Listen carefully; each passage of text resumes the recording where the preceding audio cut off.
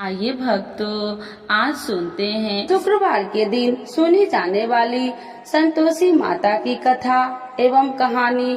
तो एक बार बोलिए प्रेम से संतोषी माता की जय, भगवती माता की जय। संतोषी माता की व्रत कथा। कंचनपुर नगर में एक बुढ़िया रहती थी। उस बुढ़ियों के 7 बेटे थे। सभी का विवाह हो चुका था। 6 बड़े बेटे तो काम करते थे, लेकिन 7वां बेटा अभी कोई काम नहीं करता था। सुबह उठकर स्नान से निवृत्त होकर 6 बड़े बेटे रसोई में बैठकर भोजन करते और फिर अपने काम पर चले जाते थे। बुढ़िया उन बेटे को अपने हाथ से खीर, पूरी, हलवा आदि बढ़िया बढ़िया व्यंजन बनाकर खिलाती थी। 7वां बेटा खूब धूप निकलने पर बिस्तर से उठता, फिर स्नान करके भोजन के लिए रसोई में जाता। बुढ़िया दूसरे बेटे का बचा हुआ खाना एक थाल में रखकर उसे दे देती थी। 7वां बेटा उसी भोजन को खुश होकर खा लेता था। भोजन करके वह घर से निकल जाता और अपने दोस्तों के साथ घूमता फिरता। इस तरह मौज मस्ती से उसके दिन व्यतीत हो रहे थे। उसकी पत्नी बार बार उससे कोई काम करने के लिए कहती थी, लेकिन वह हंसकर कहता था, अरे तुम बार बार क्यों काम करने के लिए कहती हो? कितने मजे से दिन गुजर रहे। माँ कितने बढ़िया बढ़िया व्यंजन बनाकर खिलाती है। तब उसकी पत्नी क्रोधित में होकर कहती, माँ तुम्हें बढ़िया बढ़िया व्यंजन बनाकर नहीं खिलाती, बल्कि सबका बचा हुआ जूठा भोजन खिलाती है। यदि तुम्हें मेरी बात पर विश्वास न हो तो किसी दिन छिपकर स्वयं अपनी आंखों से देख लेना। अपनी पत्नी की बात पर उसे यकीन न था, लेकिन एक दिन इस बात की सच्चाई जानने का निर्णय करके वह सिर दर्द का बहाना बनाकर एक चादर ओढ़कर रसोई घर में ही सो गया। थोड़ी देर के बाद उसकी माँ ने अपने बेटे को खीर, पूरी, हलवा आदि बनाकर खिलाए। भोजन के बाद उन्हें लड्डू खाने को दिए। भोजन करके वे अपने काम पर चले गए। उनके जाने के बाद बुढ़िया ने उनकी थाली में बचे भोजन को एक थाली में रखा। बचे हुए लड्डू को टुकड़े को एकत्र करके दोबारा लड्डू बनाए। इसके बाद बुढ़िया ने 7वें बेटे को भोजन करके लिए कहा। उसने सोते हुए चादर के नीचे से सब कुछ देख लिया था। वह उठकर बोला, माँ मुझे भूख नहीं है, मैं परदेश जा रहा हूँ। बुढ़िया ने कहा, कल जाता है तो आज ही चला जा। बुढ़िया के कठोर वचन सुनकर वह तुरंत परदेश जाने की तैयारी करने लगा। चलने से पहले वह अपनी पत्नी के पास गया। उसकी पत्नी गौशाला में गोबर के कांडे पाथ रही थी। उसने जाकर पत्नी से कहा, हम जाबे परदेश को आवेंगे कुछ काल, तुम रहिए संतोष से धर्म अपना पाल। अपने पति के वचन सुनकर कुछ गंभीर स्वर में पत्नी बोली, 2 निशानी अपनी देखा हूँ मैं धीर, सुधी मती हमरी बिसरइयो, रखियो मन गंभीर। अपनी पति के वचन सुनकर वह बोला, मेरे पास निशानी के लिए बस यह एक अंगूठी है, इसे अपने हाथ में रख लो। लेकिन अब तुम भी अपनी कोई निशानी मुझे दे दो, ताकि परदेश में उस निशानी को देखकर तुम्हें याद कर सकूं।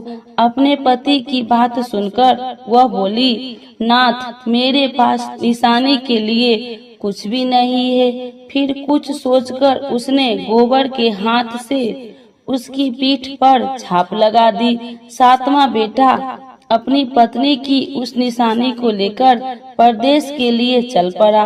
कई दिनों की लंबी यात्रा करके वह एक सुंदर विशाल नगर में पहुंचा। वहां उसने कई दुकानदारों से नौकरी देने के लिए प्रार्थना की, लेकिन सबने उसे परदेशी जानकर उसकी प्रार्थना ठुकरा दी।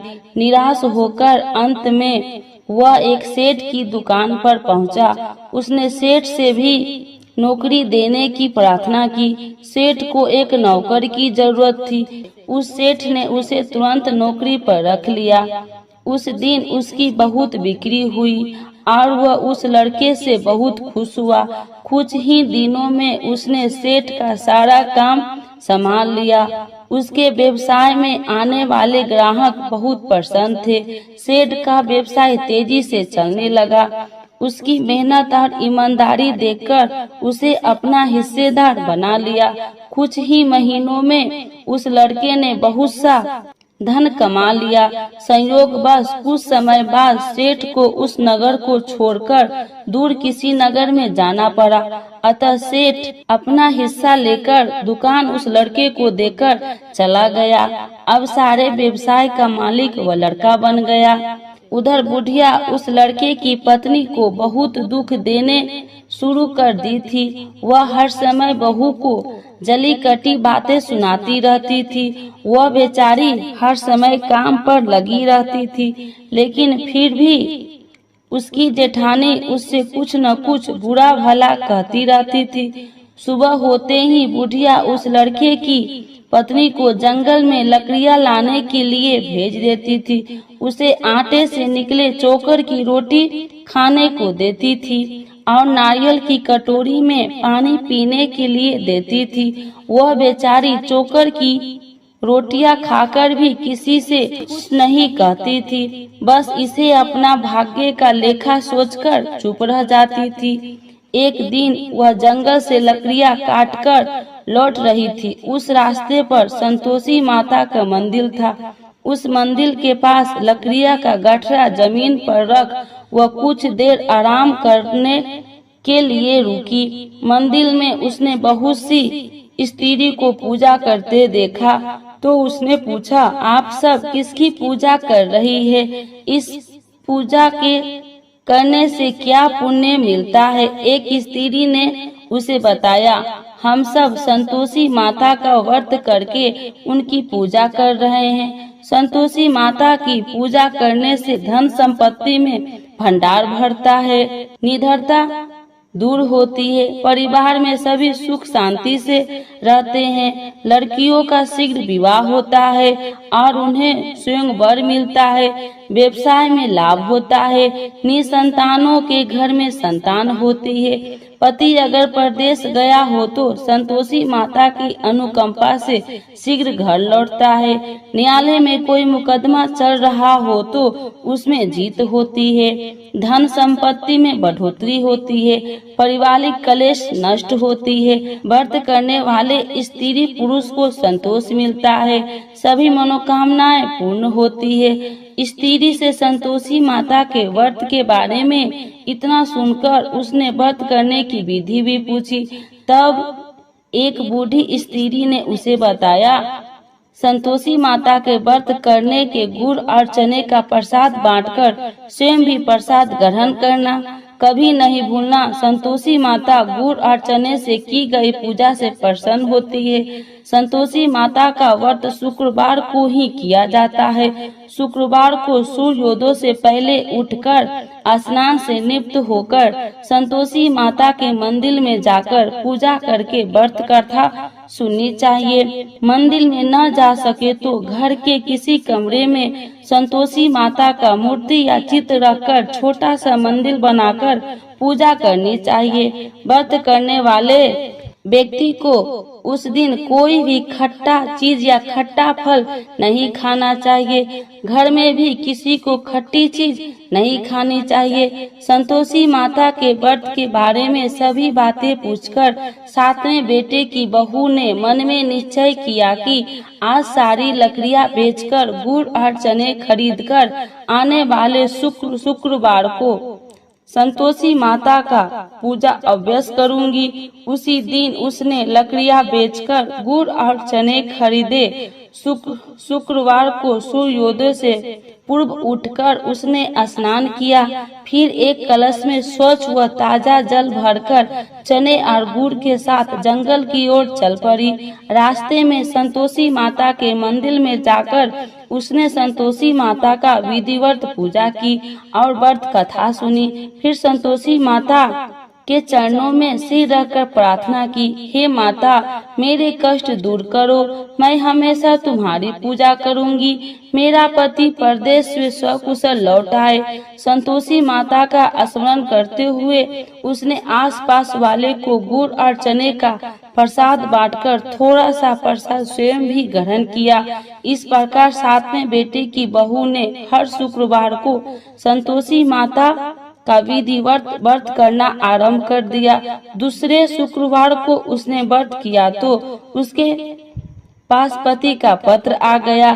तीसरे शुक्रवार को पति का भेजा हुआ रुपया आ गया। इस पर घर के लोग उससे ईर्ष्या करने लगे। जेठानियां ताने देने लगी, अरे अब तो पति का पत्र आने लगा है, रुपया भी आने लगा है। घर के बच्चे भी बार बार कहने लगी, अब तो चाची के पास रुपया आने लगा है।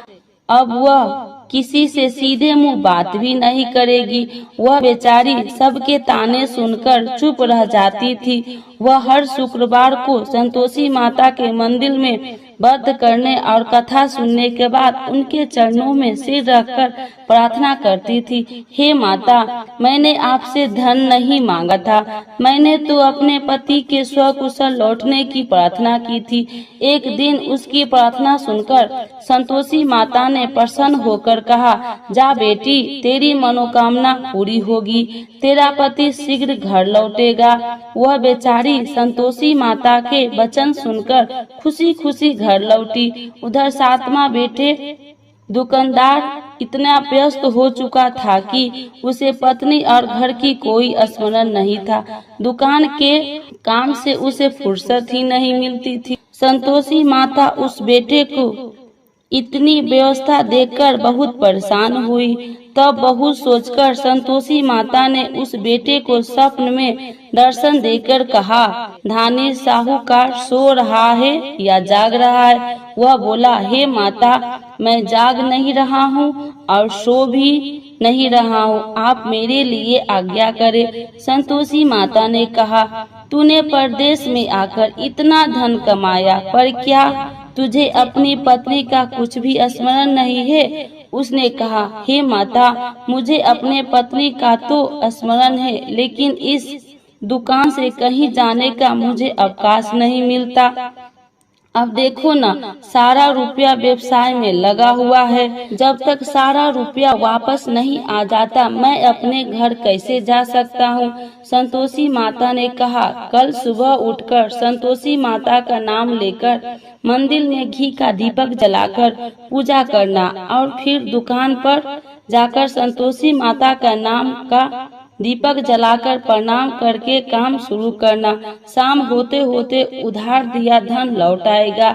इतना कहकर संतोषी माता उसके स्वप्न से अंतर्ध्यान हो गई। सुबह उठकर उसने अपने मित्र से स्वप्न की बात कही तो वे सब उसका मजाक उड़ाने लगा, लेकिन उसका मन नहीं माना। उसने संतोषी माता पर पूरा विश्वास करके मंदिर में जाकर घी का दीपक जलाकर दुकान पर भी दीपक जलाकर संतोषी माता का स्मरण करके काम शुरू किया। उस दिन संतोषी माता का अनुकंपा से सचमुच चमत्कार हो गया। उधार सामान ले गए लोग जल्दी जल्दी रुपया लौटाने आने लगे। देखते ही देखते रुपये का ढेर हो गया। शाम तक सारा धन लौट आया। दुकान का सारा सामान हाथों हाथ बिक गया। अब संतोषी माता को नमस्कार करके वो अपने घर लौटने की तैयारी करने लगा। उधर सातवें बेटे की पत्नी प्रतिदिन की तरह जंगल से लकड़ियां काटकर घर की ओर लौट रही थी। लकड़ियां का बोझ अधिक होने के कारण उसने मंदिर के पास गठरा उतारकर संतोषी माता के चबूतरे पर बैठकर थोड़ा सा विश्राम किया। तभी उसे दूर से धूल उड़ती दिखाई दी। उसने संतोषी माता से पूछा, हे माता आज यह धूल कैसी उड़ रही है? माँ ने प्रसन्न होते हुए कहा, आज तुझे तेरी पूजा का फल मिलेगा। तेरा पति परदेश से लौट रहा है, यह धूल उसके लौटने से उड़ रही है। अब तू इन लकड़ियों के 3 हिस्से कर, एक हिस्से नदी के किनारे रख, दूसरा हिस्सा मंदिर में रख और तीसरे हिस्से को सिर पर रखकर घर ले जा। तेरा पति लकड़ियाँ देखकर रुकेगा, लकड़ियाँ जलाकर भोजन बनाकर खाएगा और फिर घर जाएगा। तू घर पहुंचकर लकड़ियाँ का गठरा आंगन में डालकर कहना, सासू जी लकड़ियाँ का गठरा ले आई हूँ, चोकर की रोटियां और नारियल की कटोरी में पानी दे दो। फिर पूछना, आज घर में कौन मेहमान आया है। संतोषी माता की बात सुनकर वह खुश होती हुई घर की ओर चल पड़ी। कुछ देर बाद उसका पति वहां पहुंचा और लकड़ियाँ का ढेर देखकर उसने भोजन बनाकर खाया। फिर कुछ देर विश्राम करके वह घर पहुंचा। उधर बहू ने लकड़ियाँ का गठरा जमीन पर डालते हुए जोर से आवाज लगाई, सासू जी लकड़ियाँ ले लो, चोकर की रोटियां दे दो, नारियल की कटोरी में पानी दे दो, आज घर में कौन मेहमान आया है। यह सुनकर उसकी बुढ़िया सास बोली, बहू ऐसा क्यों कहती हो, तेरा पति ही तो परदेश से आया है। नहा धोकर मीठी खीर खा, नए कपड़े पहनकर पति के पास बैठ। उसके पति ने कमरे की खिड़की से सब कुछ देखा और सुना। उसने कमरे से बाहर आकर भिखारी की तरह खड़ी अपनी पत्नी को देखकर कहा, माँ यह औरत कौन है। माँ ने कहा, बेटे यह तेरी बहू है, जब से तू परदेश गया है तभी से इसने ऐसा हाल बना रखा है और सारा दिन गांव में ऐसे ही जानवरों की तरह घूमती फिरती है और घर का कोई काम नहीं करती है और नारियल की कटोरी में पानी मांग रही है। 7वां बेटा गंभीर होकर बोला, माँ मैंने इसकी सारी बातें स्वयं अपनी कानों से सुनी है, मुझे बराबर वाले दूसरे घर की ताली दे दो, मैं उसी घर में रहूंगा। बुढ़िया माँ ने उस बेटे को दूसरे घर की ताली दे दी। वह अपनी पत्नी के साथ उस घर में आनंद से रहने लगा। उसके पास धन की कोई कमी नहीं थी, घर को महल जैसा सुंदर बना लिया। अगले शुक्रवार को उसकी पत्नी ने कहा, प्राणनाथ मैं संतोषी माता का व्रत करती हूँ, संतोषी माता की अनुकंपा से ही मेरे सब काम पूरे हुए हैं, अब मैं व्रत का उद्यापन करनी चाहती हूँ। पति ने कहा, अभ्यास करो, मैं उद्यापन के लिए सब सामान एकत्र करता हूँ। बहू ने अपनी जेठानी के लड़कों को भोजन के लिए बुलाया। सभी जेठानियाँ उसकी धन और संपत्ति और वैभव से ईर्ष्या करने लगी थी। जेठानिया ने अपने बच्चे को सिखा दिया कि तुम भोजन के समय खट्टी चीजें मांगना। वे नहीं चाहती थी कि उसका उद्यापन पूरा हो। संतोषी माता की पूजा के बाद जब बच्चे को भोजन के लिए कहा गया तो सब खटाई मांगने लगा। बहू ने कहा, खटाई किसी को नहीं मिलेगा। तब सभी बच्चे उससे पैसा मांगने लगे। बहू ने उनकी बुरी भावना के बारे में कुछ जानती नहीं थी, उसके बच्चे को पैसे दे दिए। बच्चे दौड़ते हुए बाजार गए और इमली लेकर खाने लगे। बच्चे को पैसे देने और उनके इमली खाने से संतोषी माता क्रोधित हो गई। उनके प्रकोप से उसी समय राजा के सैनिक 7वां बेटे की दुकान पर पहुंच और उसे पकड़कर ले गए। भोली बहू रोने लगी, जेठानियां ताने देने लगी, अरे बेईमानी से कमाकर धन लाया था, इसीलिए राजा के सैनिक पकड़कर ले गए। अब बंदीगिरी में रहना पड़ेगा, साथ ही राजा सारा धन भी छीन लेगा। 7वें बेटे की बहू रोती हुई संतोषी माता के मंदिर गई और उनके चरणों में सिर रखकर प्रार्थना करने लगी, हे संतोषी माता, मुझसे कौन सी भूल हुई, आपने किस अपराध की इतनी बड़ी सजा दी है। संतोषी माता ने तुरंत प्रकट होकर कहा, बेटी तूने उद्यापन में बच्चे को पैसे देकर बहुत बड़ी भूल की है। उन पैसों से बच्चों ने खटाई खाकर तेरे व्रत को नष्ट किया है। बहू रोते रोते बोली, माँ मुझे क्षमा कर दो, मैं बच्चों की बातों में यह सब भूल गई थी। अब मैं दोबारा उद्यापन करूंगी, अब कोई भूल नहीं करूंगी। संतोषी माता ने कहा, जब तू दोबारा विधिवत उद्यापन करेगी तो तेरी मनोकामना अवश्य पूरी होगी। मंदिर से घर लौटते हुए रास्ते में उसे उसका पति वापस आता हुआ मिल गया। बहू ने पूछा, राजा के सैनिक आपको क्यों पकड़ कर ले गए थे? वह हंसते हुए बोला, मैंने इतना कमाया था, उसका कर टैक्स नहीं दिया था, इसीलिए राजा ने मुझे बुलाया था। अगले शुक्रवार को उद्यापन के लिए बहू ने लड़के को भोजन के लिए बुलाया। उधर जेठानिया ने पुनः अपने लड़कों को भोजन में खटाई मांगने के लिए सिखा दिया। संतोषी माता की पूजा के बाद गुड़ और चने का प्रसाद बांटकर बहू ने स्वयं भी प्रसाद ग्रहण किया। बच्चों को जब भोजन के लिए बैठाया और खीर पूरी हलवा खाने के लिए कहा तो वे बोले, हमें खीर हलवा अच्छा नहीं लगता है, हमें तो खट्टी चीजें खाने को दो। बहू ने कहा, किसी को खट्टी चीज खाने को नहीं मिलेगी और मैं तुम्हें पैसे भी नहीं दूंगी। खीर पूरी हलवा खाना है तो खाओ। बच्चों नहीं माने तो उसने उन बच्चे को भगाकर ब्राह्मण के बच्चे को बुलाकर भोजन करवाया। दक्षिणा में उन बच्चे को मीठे फल खाने के दिए। उसके उद्यापन से संतोषी माता बहुत प्रसन्न हुई। उनकी अनुकंपा से बहुत शीघ्र ही गर्भवती हुई। 10वें महीने उसने एक सुंदर पुत्र को जन्म दिया। बहू प्रतिदिन उस बेटे को लेकर संतोषी माता के मंदिर में जाने लगी। कुछ ही दिनों के बाद संतोषी माता ने सोचा, मैंने इसे जीवन के सभी सुख दिए हैं, अब इसकी परीक्षा लेकर देखती हूँ। यह सोचकर संतोषी माता एक बुढ़िया का रूप धारण किया और लाठी टेकती हुई बहू के घर पहुंची।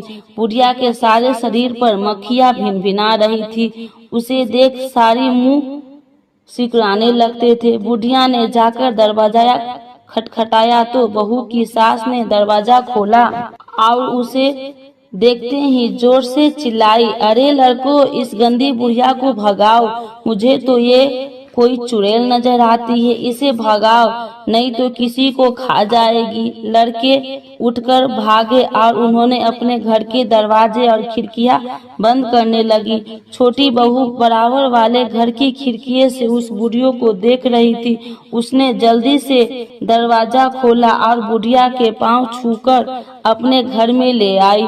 सास ने उसे रोका तो बहू बोली, आज तो बहुत खुशी का दिन है, मेरी संतोषी माता मेरे घर आई है। छोटी बहू का बेटा दूध पीने के लिए रो रहा था। बहू ने उसे दूध भी नहीं पिलाया और संतोषी माता की सेवा में व्यस्त हो गई। बुढ़िया के सास क्रोध में बहू को बुरा भला कहने लगी। बहू बोली, सासू माँ, आज मेरी संतोषी माता मेरे घर आई है, इनकी व्रत करने से मेरे घर में इतनी खुशियाँ छाई है। इतना सुनते ही उस बुढ़िया के पास दौड़ते हुए आए और उनके पांव छूकर क्षमा मांगते हुए बोले, माँ, हमें क्षमा कर दो, हमने आपको पहचानने में बहुत भूल की, हमें आपके व्रत की विधि नहीं जानते हैं। हे माता, अब हम भी आपका व्रत किया करेंगे। उन लोगों की प्रार्थना सुनकर बुढ़िया का रूप धारण किए संतोषी माता प्रसन्न हुई और उन्होंने संतोषी माता के व्रत की विधि भी बताई। बुढ़िया से व्रत की विधि जानकर संतोषी माता के व्रत करने से उनकी सभी मनोकामनाएं भी पूरी हुई। उनके घर में धन की वर्षा होने लगी। बुढ़िया के 7वां बेटा का व्यवसाय खूब तेजी से चलने लगा। धन संपत्ति के भंडार भरने लगा। संतोषी माता का व्रत करने और व्रत कथा सुनकर गुड़ और चने का प्रसाद खाने वाले को सभी मनोकामनाएं संतोषी माता पूरी करती है। व्यवसाय में दिन दोगुनी रात चौगुनी तरक्की होती है। निसंतान स्त्री को पुत्र की प्राप्ति होती है और संतोषी माता का विधिवत करने वाले कुमारी कन्याओं को मनचाहा सुंदर और श्रेष्ठ वर मिलता है। बोलो संतोषी माता की जय। संतोषी माता की आरती। जय संतोषी माता मैया, जय संतोषी माता, अपने सेवक जन को सुखी संपत्ति दाता। जय संतोषी माता, सुंदरी चीर सुनहरी, माँ धारण किन्हो हीरा पन्ना दम के तन सिंगार लिहो जय संतोषी माता गेरू लाल छटा छवि बदन कमल सोहे मंदी हसत करुणामयी तिरुवन जन मोहे जय संतोषी माता स्वर्ण सिंहासन बैठी चबर ढूंढे प्यारे धूप दीप मधुमेवा भोगी धरे न्यारे जय संतोषी माता गुरी अरुचना परम प्रिय ताम संतोष किए संतोषी कहलाई भक्तन वैभव दियो जय संतोषी माता शुक्रवार प्रिय मानत आज दिवस सोही भक्ति मंडली आई कथा सुनत मोही जय संतोषी माता मंदिल जगमग ज्योति मंगल ध्वनि छाई विनय करे हम बालक चरणन सिर नाई जय संतोषी माता भक्ति भाव में पूजा अंगीकृत कीजे जो मन बसे हमारे इच्छा फल दीजे जय संतोषी माता दुखी दरिद्र रोगी संकट मुक्त किए बहुधन ध्याय भरे घर सुखी सौभाग्य दिए जय संतोषी माता ध्यान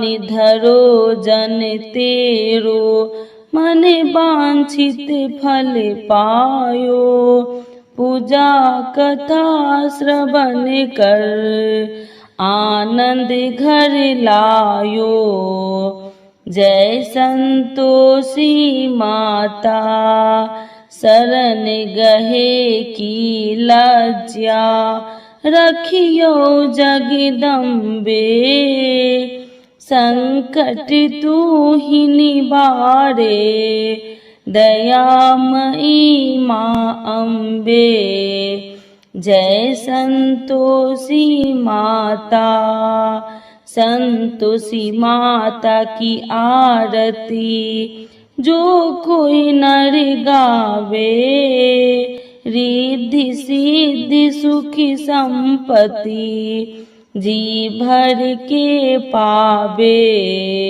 जय संतोषी माता जय संतोषी माता जय जय संतोषी माता अपने सेवक जन को सुखी संपत्ति दाता जय संतोषी माता मैया जय संतोषी माता संतोषी माता की जय।